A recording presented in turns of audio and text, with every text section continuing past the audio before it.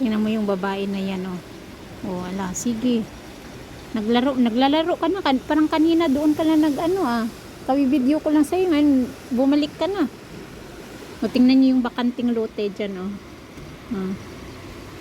Dyan na pumunta yung baha. So, kung ang bahay mo eh mababa.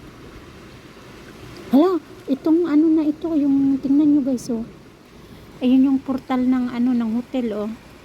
Hala, parang pumasok na yata ang tubig. Kasi biglang ano ng ulan eh. Lakas ng ulan eh. Wala, parang itong, tingnan nyo naman yung kanal, parang hindi yata umaano ang tubig. Ang dami, biro na nagbibideo dyan sa ibaba, oh. O dyan, oh. Biro nagbibideo din, ah. Ang dami nagbibideo dyan sa kapiso natin. Ano mo yung matanda dyan, oh. Tumata na sana ba yun? Ay, hindi ko makita. Ayan, oh.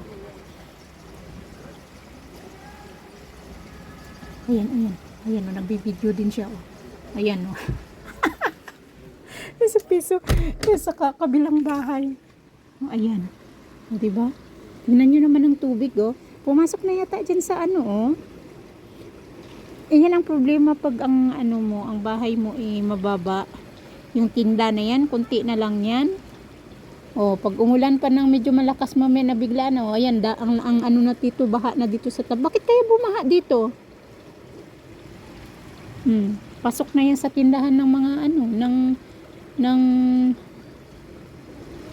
ng damit. Tapos itong ng ano, ng hotel na yan, oh.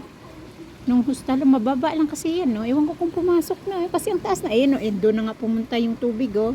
Sa bakanting lote, oh. Oh. Ayan na, oh. Baha kasi sa ibaba namin, oh. Diba? Yan, tingnan nyo guys, oh.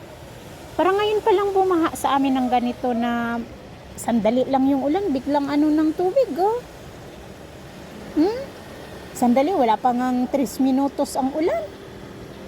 Oh, kasi ano talaga eh, pagbagsak ng ulan, napakalakas, oh. May kasamang yelo. Oh, baha nandyan sa ibaba namin, oh.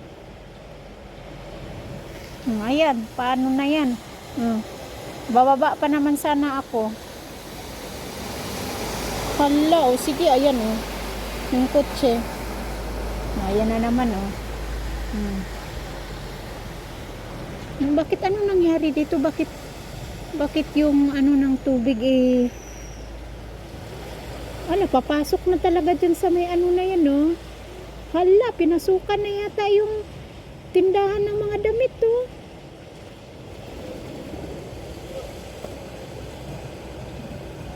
Biglang tumaas yung tubig.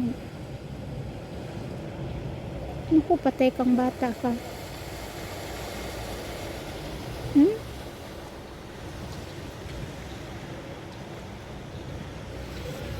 Taas ng tubig, oh. Andun sa bakanting lote, oh. Ayan yung ano na yan, oh, yung tindahan, oh. Baka pinasukan na yan ng tubig kasi pantay na yung tubig dyan, oh.